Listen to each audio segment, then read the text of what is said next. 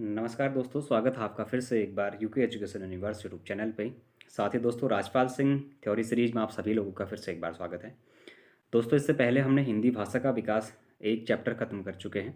उसके साथ साथ हमने विश्व हिंदी सम्मेलन की भी एक अलग से वीडियो बना दी है, वो आप लोगों ने देख ली होगी। यदि अगर आप लोगों ने नहीं देखी है तो 3 वीडियो के जो लिंक है वो आपको मैं डिस्क्रिप्शन बॉक्स पर उनका लिंक दे दूँगा।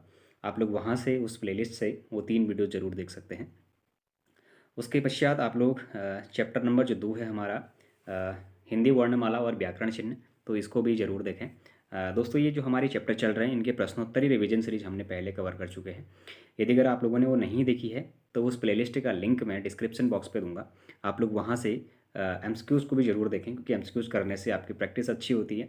और दूसरी चीज़, यदि अगर आप लोग थ्योरी पढ़ते हैं तो थ्योरी पढ़ने के बाद यदि अगर आप लोग एमसीक्यूज़ लगाएंगे तो उससे आपकी जो हिंदी है वो काफ़ी मजबूत देखने को मिलेगी और काफ़ी आगे आपको हेल्प भी उससे मिलेगी। तो दोस्तों, आज का हमारा टॉपिक है हिंदी वर्णमाला और विराम चिन्हों का। वर्ण के भेद देखें तो दोस्तों, वर्ण के सबसे पहले तो 2 भेद होते हैं हमारे। कौन कौन से होते हैं? तो एक हमारे स्वर होते हैं और दूसरे हमारे व्यंजन होते हैं। अच्छा दोस्तों, अगर स्वरों की बात करें तो कुल हमारे स्वर कितने होते हैं? अगर स्वरों की संख्या की अगर बात करें तो दोस्तों, स्वरों की हमारी जो संख्या है वो 11 होती है। अच्छा, 11 स्वरों में हमारे कौन कौन से आते हैं? अ, आ, इह, ई, उह, ऊ, री, ए, ऐ, ओ और औ। अच्छा दोस्तों, अंक और अह क्यों नहीं आते हैं? तो दोस्तों, अंक और अह हमारे किसके अंतर्गत आते हैं? ये अयोगवाह के अंतर्गत आते हैं। अच्छा दोस्तों, उसमें से अयगवाह की जो अंतर्गत हमारे आते हैं, तो एक को हमारा अनुस्वार कहा जाता है और एक को हमारा विसर्ग कहा जाता है। अच्छा, अनुस्वार किसे कहा जाता है? तो दोस्तों, अंक को हमारा क्या कहा जाता है? अनुस्वार कहा जाता है। और वहीं हमारा अह को क्या कहा जाता है? विसर्ग कहा जाता है। तो दोस्तों, ये दोनों ही हमारे किसके अंतर्गत आ जाएंगे? अयोगवाह के अंतर्गत आ जाएंगे। फिर देखिएगा, अगर बात करें स्वरों के भेद की तो दोस्तों, स्वरों के 3 भेद होते हैं हमारे। ह्रस्व स्वर, दीर्घ स्वर और प्लुत स्वर। अच्छा, ह्रस्व स्वर, दीर्घ स्वर और प्लुत स्वर, इसकी अगर मैं शॉर्ट डेफिनेशन आप लोगों को बताऊं तो दोस्तों, ह्रस्व स्वर जिसमें कम समय लगता है, जैसे अ, ई, ऊ का समय, यानी कि एक मात्रा का समय जिनमें लगता है। वहीं अगर दीर्घ स्वर की बात करें तो दोस्तों, ये ह्रस्व स्वर की भांति जिनमें अधिक मात्रा का समय या फिर अधिक समय लगता है, या फिर 2 मात्रा का, जैसे हम आ, ई, ऊ, इस तरीके के शब्द का। अगर प्लुत स्वर की बात करेंगे तो दोस्तों, प्लुत स्वर में हमारे क्या होते हैं? जैसे कोई संवाद नाटकों में हम इसका प्रयोग करते हैं। जैसे मैंने हे राम कहा, या फिर हम किसी को पुकारते हैं तो उसको पुकारने के लिए हम अरे, हे, इस तरीके के जो प्रयोग शब्दों का प्रयोग करते हैं वो हमारे प्लुत स्वर के उदाहरण के रूप में देखने को मिलते हैं। फिर देखिएगा दोस्तों, अगर मात्राओं की अगर मैं बात करूं तो दोस्तों, मात्राएं हमारी कुल कितनी होती हैं? तो 10 मात्राएं हमारी होती हैं। अच्छा, वो 10 मात्राएं दोस्तों जो हमारी होती हैं वो कौन कौन सी होती हैं? तो सबसे पहले तो देखिएगा, ये हमारी एक अ की हो गई। उसके बाद आ की मात्रा है, ई की है, उह की है, ऊ। और उसके बाद आपकी एक जो इस तरीके से हम टॉ बनाते हैं, ये वाली भी देखने को मिलती है। फिर ए, ऐ और ओ और औ, ये जो हमारी मात्राएं होती हैं, लेकिन उसमें हमारी ए में केवल यही वाली मात्रा आएगी और ऐ ये वाली। उसी तरीके से अगर दोस्तों देखें तो ए जो हमारी होती है, कभी भी ध्यान दीजिएगा, हम ए का उच्चारण ही गलत करते हैं दोस्तों। ए को हमारे इस तरीके से न लिख के हमारा ए इस तरीके से लिखा जाता है और ऐ को हमारा इस तरीके से लिखा जाता है। उसी प्रकार यदि अगर ओ को देखें तो दोस्तों, ओ हमारा इस तरीके से होता है और औ हमारा इस तरीके से होता है। तो ये हमारे सही उच्चारण होते हैं, लेकिन हम इसका प्रयोग नहीं करते हैं। तो देखिए, अगर बात करें तो नोट में कुछ दे रखा है इसने।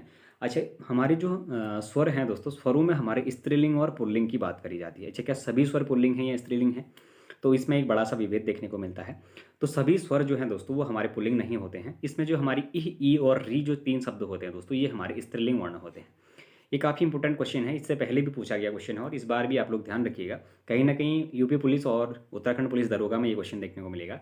जो इह, ई और री होते हैं दोस्तों हमारे, ये क्या होते हैं? स्त्रीलिंग वर्ण होते हैं।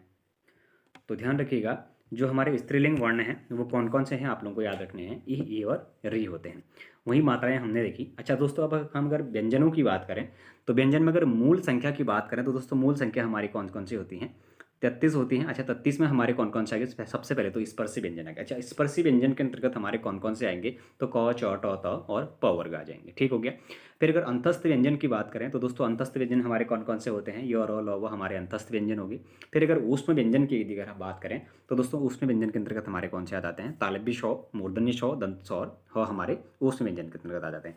टोटल की अगर बात करें तो दोस्तों, ये हमारे 33 होते हैं। 33 प्लस 2 अगर 35 के अगर हम बात करें तो दोस्तों, जो 2 होते हैं वो हमारे दुगुण व्यंजन होते हैं। अच्छा, दुगुण या फिर आगत व्यंजन उनको कहा जाता है। कौन कौन से हो गए दोस्तों? अगर बात करें उनकी दुगुण व्यंजन का या उच्छिप्त व्यंजन का है तो ड और ढ। इससे पहले वाली वीडियो में मैंने आपको बताया, एक तो हमारा क्या होता है? ड होता है और दूसरा हमारा क्या होता है, ढ होता है। अब चलो तो दो और जो ढ होगा हमारा, उसके नीचे आप लोग ध्यान रखिएगा ऐसे बिंदे लगे होंगे, वो हमारे क्या हैं, दुगुण व्यंजन है, या फिर उनको हम क्या कहते हैं, उच्छिप्त व्यंजनों के रूप में उनको जानते हैं। अब देखिएगा दोस्तों, कुल जो व्यंजन है हमारे मूल संख्या अगर की बात करें तो 33 हमारे देखने को मिलते हैं। वहीं अगर कुल संख्या की अगर बात करें तो दोस्तों कुल संख्या हमारी कितनी होती है व्यंजनों की, ये 39 होती है। अच्छा, मूल संख्या और कुल संख्या में अंतर होता है दोस्तों। मूल संख्या कितनी होती है, 33 होती है, लेकिन कुल संख्या हमारी कितनी होती है, 39 होती है। अच्छा, उसमें से हमारे 25 तो स्पर्श होते हैं, जैसे कि मैंने आपको बताया क च ट त प। और अंतस्थ की बात करें तो दोस्तों अंतस्थ य र ल व हो गई, वो उसमें हमारे तालव्य स्व, मूर्धन्य स्व और दंत स्व हो गई। संयुक्त स्वर की बात करें तो दोस्तों हमारे अक्षत र, ज्ञ और स्र होते हैं। दुगुण व्यंजन में आपको ड और ढ बता चुका हूँ। टोटल की अगर बात करें तो दोस्तों ये हमारे कितने हो जाएंगे, 39 हो जाएंगे। फिर देखिएगा भेद की बात करें दोस्तों, व्यंजन के जो भेद होते हैं, एक तो हमारे स्पर्श होते हैं, दूसरा हमारे कौन सा होता है, अंतस्थ होते हैं, और तीसरे हमारे ऊष्म व्यंजन होते हैं। ये तीन इनके भेद देखने को मिलते हैं। वहीं स्पर्शों की संख्या अगर हम कहें तो दोस्तों 25 होती है, अंतस्थ की 4 और ऊष्म की हमारी 4 देखने को मिलती है। अच्छा दोस्तों, अगर वर्णमाला में कुल 52 वर्णों की यदि अगर हम बात करें तो उन 52 वर्णों में अगर स्वर को यदि अगर देखें तो स्वर को देखिएगा दोस्तों, स्वरों के जो भेद हैं उसको आज हम डिस्कस करने वाले हैं बहुत अच्छे तरीके से। यदि अगर आप लोगों ने इससे पहले नहीं देखा है तो आज के बाद आपको हिंदी की क्लास दोबारा देखने की जरूरत नहीं पड़ेगी। वर्णमाला कुल 52 वर्णों से मिलकर बनी होती है। अच्छा दोस्तों, जो वर्णमाला है उसमें केवल कितने वर्ण हैं, 52 वर्ण हैं। अच्छा, स्वर और व्यंजन हमारे दो पार्ट में इसको विभाजित कर दिया है। अच्छा, स्वर का मतलब है अच, और व्यंजन का मतलब इसमें हल से इसका संबंध दिया गया है। अच्छा, स्वरों में दोस्तों मैंने ह्रस्व स्वर, दीर्घ स्वर और प्लुत स्वर बता दिया है। क्या दोबारा बताने की आवश्यकता है, नहीं होनी चाहिए। फिर भी देखते हैं, ह्रस्व स्वर या फिर लघु स्वर इसको हम कहते हैं, यानी कि जिसमें एक मात्रा का समय लगता है या फिर बहुत कम समय लगता है, वो हमारे ह्रस्व स्वर के अंतर्गत आते हैं। जैसे मैंने अ, ई, उ, री आप लोगों को बताया था। उसके बाद इन्हीं को दोस्तों, जो ह्रस्व स्वर होते हैं हमारे अ, ई, उ, री, इन्हीं को हमारा मूल स्वर भी कहा जाता है। फिर अगर दीर्घ स्वरों की अगर यदि हम बात करें दोस्तों, तो दीर्घ स्वर में हमारे कौन कौन सी चीज़ें आ जाती हैं, दीर्घ स्वर या फिर इनको संधि स्वर के नाम से भी जाना जाता है। आप लोग आज एक और नाम याद रखिएगा, दीर्घ स्वर को ही हमारा संधि स्वर के नाम से भी जाना जाता है। तो अगर दीर्घ स्वरों की बात करें तो आ, ई, उ, ए, ऐ, ओ, औ, ये हमारे सब किस में आ जाते हैं, दीर्घ स्वर में आ जाते हैं। फिर वहीं अगर प्लुत स्वर की बात करें तो दोस्तों प्लुत स्वर के अंतर्गत मैंने आप लोगों को कहा था किसी नाटक संवाद में हम इनका प्रयोग करते हैं, तो उन्हीं के रूप में इनको देखा जाता है। अच्छा दोस्तों, जो हमारे दीर्घ स्वर होते हैं आ, ई, उ, ए, ऐ, ओ, औ जो होते हैं, इनमें दोस्तों एक मूल, दीर्घ और संयुक्त स्वर के रूप में इनको विभाजित किया जाता है। अच्छा दोस्तों, संयुक्त स्वर के रूप में किस किस को विभाजित किया जाता है, तो संयुक्त स्वरों के रूप में हमारे जो एक ऐ और औ हुए दोस्तों, ये बाद में आए हैं, ये मूल स्वरों में हमारे नहीं थे। ये वाला दोस्तों ध्यान रखिएगा, जो हमारा हम ए की बात, ए हम ऐसे लिखते हैं तो आई को हम फिर इस तरीके से लिख देते हैं। तो ये वाला जो आई होता है दोस्तों, ये वाला आई और जो औ होता है, ये तो क्या थे, ये मूल स्वरों में हमारे विभाजित नहीं थे। ये हमारे आदिकाल में इनका क्या हुआ है, जन्म हुआ है, फिर आदिकाल से इनको लिखा जाता है। तो इसीलिए इनको क्या कहा जाता है, संयुक्त स्वर कहा जाता है। मैं इससे पहले वाली वीडियो में बताया हुआ था आप लोगों को। तो देखिएगा, जो मूल स्वर होते हैं दोस्तों, मूल स्वर हमारे, मूल जो दीर्घ स्वर होते हैं, सॉरी, तो मूल दीर्घ स्वर हमारे 3 होते हैं दोस्तों। और कौन कौन से होते हैं, आ, ई और ऊ होते हैं, जिनकी बड़ी ई की मात्रा लग रही है, आ, ई और ऊ हो गई। उसके बाद देखिएगा, अगर संयुक्त स्वरों की यदि हम बात करें तो दोस्तों संयुक्त स्वर में जो हमारे दीर्घ स्वर में संयुक्त स्वर हैं वो कौन कौन से हो गए, ए, ऐ, ओ और औ हो गए। अब ध्यान रखिएगा, ए, ऐ, ओ, औ तो हमारे क्या हो जाएंगे, संयुक्त स्वर हो जाएंगे। लेकिन अगर मूल दीर्घ स्वर कहेगा तो आ, ई, ऊ हमारे क्या हो जाएंगे, मूल दीर्घ स्वर हो जाएंगे। अगर मूल स्वर कहेगा तो अ, ई, उ, री हमारे क्या हो गए, मूल स्वर हो गए। फिर देखिएगा दोस्तों, अगर व्यंजनों की बात करें तो व्यंजनों में देखिएगा, एक तो स्पर्श व्यंजन होता है। अब स्पर्श व्यंजन, वर्गीय व्यंजन भी हम इसको कहते हैं, या फिर उदित व्यंजन भी कहते हैं। अच्छा दोस्तों, 2 से 3 नाम आप लोगों को देखने को मिल रहे हैं। स्पर्श व्यंजन तो सभी बच्चों को पता होगा कि इसको हमारा क्या कहते हैं, स्पर्श व्यंजन कहते हैं। आप लोगों ने इससे पहले भी कई एग्जाम दिए होंगे। अब वर्गीय व्यंजन कह रहा है तो वर्गीय व्यंजन भी हमारा उसी को कहा जाता है, और उदित व्यंजन भी हमारा उसी को कहा जाता है। तो 3 नाम हमें देखने को मिले, 3 के 3 आपके लिए इंपॉर्टेंट साबित होने वाले हैं। फिर देखिएगा, अंतस्थ व्यंजनों की बात करें तो दोस्तों अंतस्थ व्यंजन 4 होते हैं। इससे पहले भी मैंने आपको बताया ये रला हुआ। अगर ऊष्म व्यंजन की बात करें तो तालव्य स्व, मूर्धन्य स्व, दंत स्व और ह होते हैं, हमने ये भी देखा था हमने। अच्छा दोस्तों, ये किसके मेल से हमारे अगर बने रहते हैं तो मैंने अभी लिखा भी है। संयुक्त व्यंजन दोस्तों अक्षत, र और ज्ञ होते हैं, जिसमें हमारे ये पूछे जाते हैं। अच्छा दोस्तों, अक्ष किस किस के मेल से बना रहता है, तो क, हलंत, कौन सा था, षटकोण वाला होता है, उस सौ से बना रहता है। अच्छा, त्र की बात करें तो तौ, हलंत, रौ से मिलकर बना रहता है। वहीं ज्ञ की बात करें तो दोस्तों जौ, हलंत, यों से मिलकर बना रहता है। और वहीं स्र की बात करें तो तालव्य स्व, हलंत, रौ से मिलकर बना रहता है। तो ये क्रम भी आप लोगों को पूछा जाता है, आप लोग इसको भी देख लेंगे। फिर देखिएगा दोस्तों, ध्यान दें, ध्यान दें में इसने क्या लिखा है देखते हैं। मूल दीर्घ स्वर को सजातीय स्वर एवं संयुक्त दीर्घा स्वर को विजातीय स्वर भी कहते हैं। अच्छा दोस्तों, जो मूल दीर्घ स्वर है उसको सजातीय स्वर कहते हैं। अच्छा, मूल दीर्घ स्वर में हमारे कौन कौन से थे? आ ई ऊ था ना। उसके बाद अगर उसने कहा कि संयुक्त दीर्घ स्वर को विजातीय स्वर कहा जाता है या फिर मिश्रित स्वर कहा जाता है, कहने का मतलब है ए ऐ ओ औ, ये हमारे क्या हो गए? मिश्रित स्वर हो गए। तो आप लोग ध्यान रखिएगा, सजातीय स्वर और विजातीय स्वर किसे कहते हैं? तो दोस्तों सजातीय जो स्वर होते हैं हमारे, वो क्या होते हैं? मूल दीर्घ स्वर होते हैं। और मूल दीर्घ स्वर हमारे आ ई ऊ होते हैं। और वहीं दीर्घ स्वर को विजातीय दीर्घ स्वर कहा जाता है। जो मिश्रित स्वर होते हैं तो उनमें ए ऐ और ओ औ आ जाते हैं। ठीक हो गया। अच्छा दोस्तों, अगर वर्णमाला को अगर डेफिनेशन देखें तो क्या कहता है? वर्ण अक्षरों या लिपि के चिन्हों को व्यवस्थित क्रमबद्ध समूह को वर्णमाला कहते हैं। यदि वर्णों को व्यवस्थित क्रम में न रखा जाए तो वर्णमाला नहीं बल्कि वर्ण समूह कहलाते हैं। ठीक हो गया। अगर व्यवस्थित समूह में ही नहीं रखेंगे तो फिर वो वर्णमाला नहीं कहलाएगी, वर्ण समूह कहलाएगा। सही कहता है। अब देखिए, क ख ग घ ङ, उसके बाद अक्ष त र ज्ञ, ये हमारी वर्णमाला हो गई, यानी कि क्रम चला आगे डॉट डॉट डॉट करके। अब वहीं ख च त म प छ ज्ञ स्र र ये आए, ये तो उससे हमारा क्या हो गया? ये वर्ण समूह हो गया। इससे हमारा कोई मतलब नहीं निकल रहा है, यानी कि कोई एक लाइन नहीं मिलती हमें, एक डायरेक्शन नहीं मिल रहा है, तो हम उसको क्या करेंगे? वर्ण समूह करेंगे। फिर देखिए क्या कहते हैं, हिंदी वर्णमाला देवनागरी लिपि में लिखी जाती है, जो कि ब्राह्मी लिपि का ही एक परिष्कृत रूप है। ठीक हो गया। हिंदी वर्णमाला जो है दोस्तों वो हमारे देवनागरी लिपि में लिखी जाती है, जो हमारा क्या है? ब्राह्मी लिपि की ही एक परिष्कृत रूप है। जैसे ब्राह्मी लिपि दाएं बाएं से दाएं लिखी जाती है, वैसे ही देवनागरी लिपि भी बाएं से दाएं की ओर लिखी जाती है। इसे नागरी लिपि भी कहते हैं। दोस्तों हमने इससे पहले जो अगर हिंदी भाषा का विकास आप लोगों ने अच्छे तरीके से पढ़ा होगा तो आप लोगों को कई इजी पढ़ा हुआ है। तो हमारी देवनागरी लिपि को ही हमारा क्या कहा जाता है? नागरी लिपि के रूप में भी जाना जाता है। तो हिंदी वर्णमाला में वर्ण या ध्वनियों के मुख्यतः दो भेद या फिर दो प्रकार के ये होते हैं। कौन कौन से? एक तो स्वर वर्ण होते हैं, दूसरे हमारे व्यंजन वर्ण होते हैं। हमने इससे पहले भी देख लिया। अच्छा, हिंदी में मूल उच्चारण स्थानों का क्रम है कंठ, तालु, मूर्धा, दंत्य और ओष्ठ। अच्छा दोस्तों, जो हमारे मैंने आपको बताया था ना कि जो हमारे स्पर्श व्यंजन होते हैं, स्पर्श व्यंजन मैंने क च ट त प बताया था आपको। तो KTM 2 आप लोग याद कर सकते हैं। कैसे करेंगे आप? देखिएगा, KTM D O। ठीक हो गया। KTM 2 से कैसे याद करोगे? अब दोस्तों जो हमारा क वर्ग होता है, ये क वर्ग हो गया। ठीक हो गया। ये च वर्ग हो गया, क च ट त प, क छ ट त प, यही होता है ना। तो देखिएगा, अच्छा दोस्तों जो क वर्ग होता है हमारा, अगर क वर्ग की बात करें दोस्तों, तो क वर्ग हमारा कहाँ से निकलेगा? कंठ से निकलेगा। आप लोग ऐसे याद रखिएगा, क वर्ग कहाँ से निकलेगा? कंठ से निकलेगा। अच्छा, ट वर्ग टी से हमारा किससे निकलेगा? तालु से निकलेगा। ठीक हो गया। उसके बाद हमारा जो चौ के बाद जो हमारा क चौ, जो उसके बाद ट वर्ग है, तो ट हमारा कहाँ से निकलेगा? मूर्धा। आप लोग ऐसे याद करेंगे, मूर्धा से निकलता है। ठीक हो गया। उसके बाद की अगर बात करें तो दोस्तों त बोलो एक बार आप लोग। त से क्या निकलता है हमारा? दांत से, यानी कि दांत को टकरा कर आपकी जो जीभ है दोस्तों वो दांतों को स्पर्श करती है, तो कहाँ से निकल गए? ये हमारे दांतों को स्पर्श करते, तो दंत व्यंजन हो गए। उसके बाद प बोलेंगे तो आपके जो ऊपर के होंठ और नीचे के होंठ है एक दूसरे को क्या कर रहे हैं? आपस में स्पर्श कर रहे हैं। तो ये क्या करेंगे दोस्तों? ये कहाँ से निकलता है? ये हमारा ओष्ठ से निकलता है। आप लोग इसको ऐसे याद करेंगे। ठीक हो गया। अच्छा दोस्तों, KTM 2 को आप लोग एक ट्रिक बना लीजिएगा। ट्रिक के हिसाब से आप लोग उसको देखिएगा कि आपको KTM से आपका क्या निकला? कंठ हो गया, तालु हो गया और मूर्धा हो गया। DO से आपका क्या निकल गया दोस्तों? दंत और ओष्ठ निकल गया। इस तरीके से आप लोग इनको याद कर सकते हैं। अब क्या कहता है दोस्तों, इसमें देखना, हिंदी व मूल उच्चारण स्थानों में संख्या 5 है, कंठ, तालु, मूर्धा, दंत, ओष्ठ, किंतु स्वरों का उच्चारण कुल 6 स्थानों से होता है। अच्छा दोस्तों, जो हमारे स्वर हैं उनका जो उच्चारण है वो क्या कह रहा है? कुल 6 स्थानों से होता है कह रहा है। अच्छा, 6 स्थानों के बारे में भी क्या कोई प्रयोग दिए हैं? देखते हैं उनके बारे में। फिर देखिएगा, अयुग्वाह की बात करें तो इनकी संख्या 2 होती है। स्टार्टिंग में मैंने आपको बता दिया था, एक तो हमारा अंक होता है, दूसरा अह होता है। तो क्या मुझे ज़्यादा बताने की आवश्यकता है? शायद नहीं होगी। अयुग्वाह अर्थात जिसका वहन कोई ना कर सके। स्वर और व्यंजन इनकी गिनती स्वर एवं व्यंजन के अंतर्गत नहीं होती है, किंतु इनकी आवश्यकता जिसको स्वर और व्यंजन होती है ये उनके साथ लग जाते हैं। अर्थात इनकी आवश्यकता जब स्वर को होती है तो ये स्वर के साथ लग जाते हैं, और जब इनकी आवश्यकता व्यंजन को होती है तो ये व्यंजन के साथ लग जाते हैं। कहने का मतलब क्या है? ना ये स्वर है ना ये व्यंजन है। अब जब स्वरों को इनकी आवश्यकता होती है तो ये स्वरों के साथ लग जाते हैं, व्यंजन को इनकी आवश्यकता होती है तो ये व्यंजनों के साथ लग जाते हैं। कुल मिला के ये कहना चाह रहा है अंक और अह को, यानी कि अयोगवाह इनको कहा जाता है।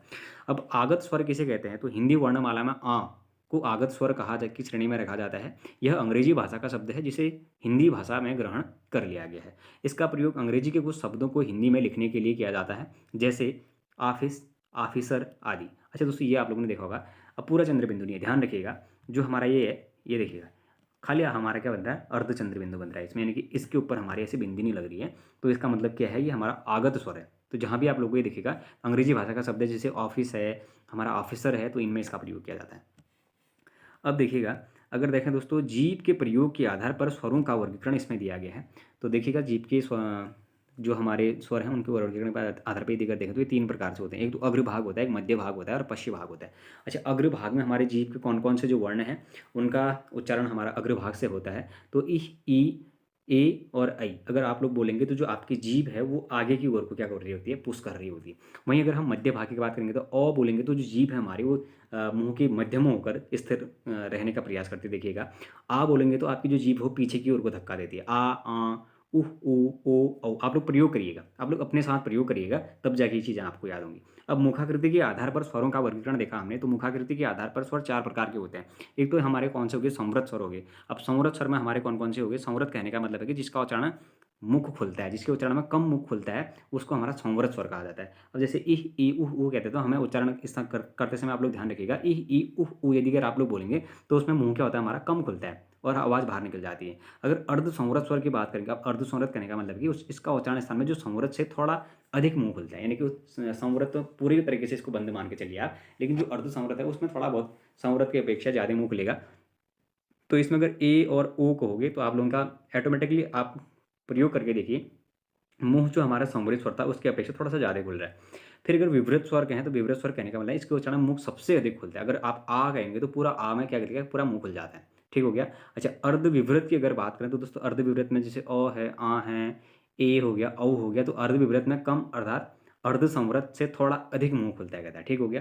अच्छा, ओष्ठ के आधार पर स्वरों का वर्गीकरण यदि अगर हमने देखा तो ओष्ठ के प्रयोग पर स्वर 2 प्रकार के होते हैं। एक तो हमारे वृत्तमुखी होते हैं, दूसरे हमारे अवृत्तमुखी होते हैं। अच्छा दोस्तों, जो ये व्रतमुखी और अवृतमुखी है अगर इनमें देखा हमने तो ये क्या कहता है कि जिन स्वरों के उच्चारण करते समय ओष्ठ गोलाकार हो जाते हैं वे क्या होंगे, व्रतमुखी कहलाएंगे। इनकी संख्या 4 होती है, उह ऊ ओ और औ। आप लोग खुद प्रयोग करके देखिए, उह बोलेंगे तो आपका जो मुंह की जो आकृति है जो ओष्ठ की वो हमारी क्या हो जाएगी, गोल हो जाएगी। तो इस तरीके से इनको हम पहचान सकते हैं। फिर देखिएगा, अगर बात करेंगे दोस्तों हम अवृतमुखी, हमने अभी तक व्रतमुखी देखा था, अब अवृतमुखी देखें तो जिन स्वरों का उच्चारण करते समय ओष्ठ गोलाकार नहीं होते उन्हें अवृतमुखी स्वर कहते हैं। जैसे अ आ इह ई ए ऐ क्या हो रहा है, नहीं हो रहा है। लेकिन उह ऊ ओ औ जब हम कहेंगे तो उसमें हमारा क्या हो रहा है, ओष्ठ का आकार जो है वो गोलाकार हो जा रहा है। अब देखिएगा, व्यंजन वर्ण की अगर बात करें तो ऐसे वर्ण जिनका उच्चारण स्वरों की सहायता से होता है या एक से अधिक वर्ण के मेल को व्यंजन कहते हैं। प्रत्येक व्यंजन वर्णों में अ ध्वनि अंतर्निहित रहती है, क्योंकि अ के बिना किसी भी व्यंजन का उच्चारण संभव नहीं है। दोस्तों, स्वरों के बिना कोई भी व्यंजन है उसको होना संभव नहीं है, ऐसा कहा जाता है। तो जैसे देखिएगा, क अगर जब हम कहेंगे तो उसका जब उच्चारण किया हमने तो अगर संधि विग्रह यदि अगर हम इसका करेंगे तो क में क्या आता है, क धन अ, क हलंत अ से मिलकर क्या बना होता है, क। यानी कि क बोलेंगे तो अ भी तो सुनाई दे रहा है ना साथ में उसके। वैसे ख बोलेंगे तो ख के साथ अ भी सुनाई देता है, तो ख हलंत अ है वो। उसी तरीके से ग बोलेंगे तो ग हलंत अ हमारा रहेगा। तो ये इसने एग्जाम्पल दिए इस तरीके से। फिर देखिएगा, मूल व्यंजन वर्णों की संख्या 33 होती है, मैंने आपको इससे पहले भी बता दिया है।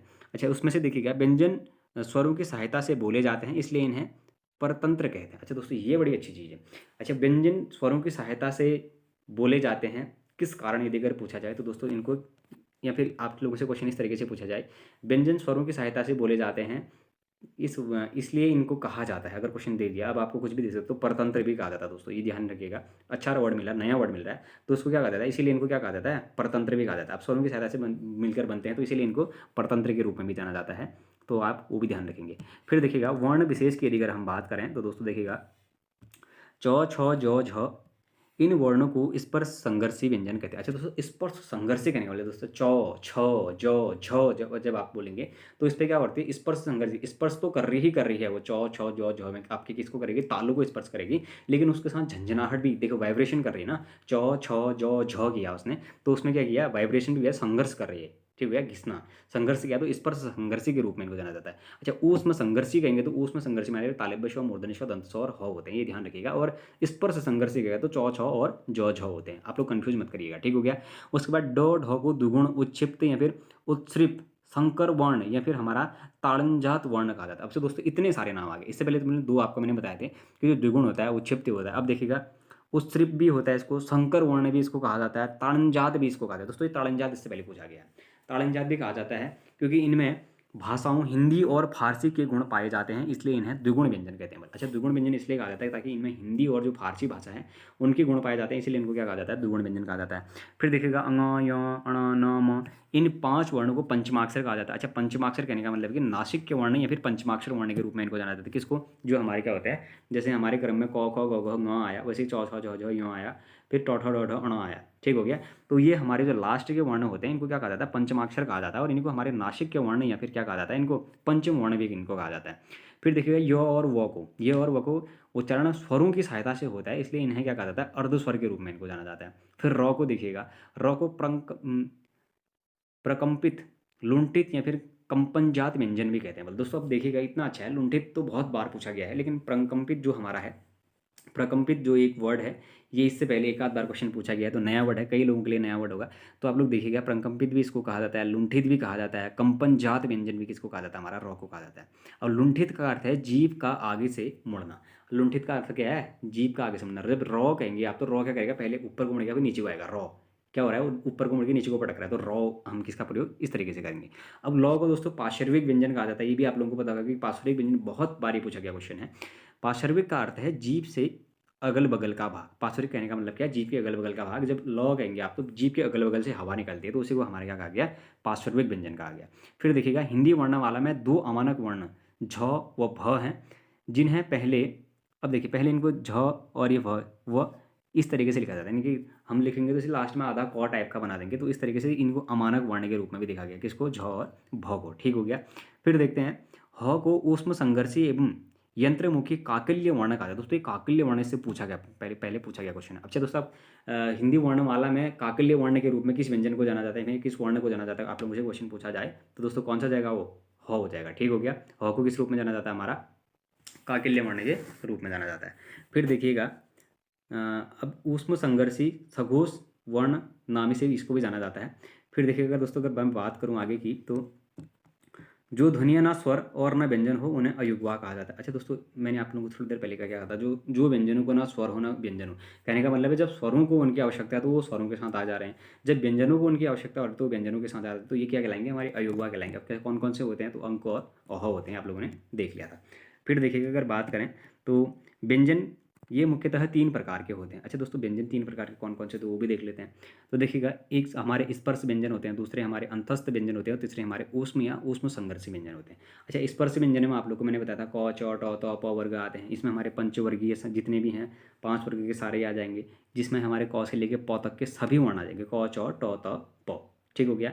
जिसमें क मैंने KTM 2 से आप लोगों को याद किया था, देखिए यहाँ पे फिर से आ गया KTM 2। अच्छा, दोबारा लिखने की आवश्यकता नहीं है कि क वर्ण कहाँ से आया, कंठ से आया। टी चौ कहाँ से आया, तालु से आया। ठीक हो गया। ट वर्ग कहाँ से आया, KTM, एम कहाँ से आया, मूर्धा से आ गया। 2 से हमारा क्या आ गया, दंत यानी कि दांत, तो वर्ग आ गया।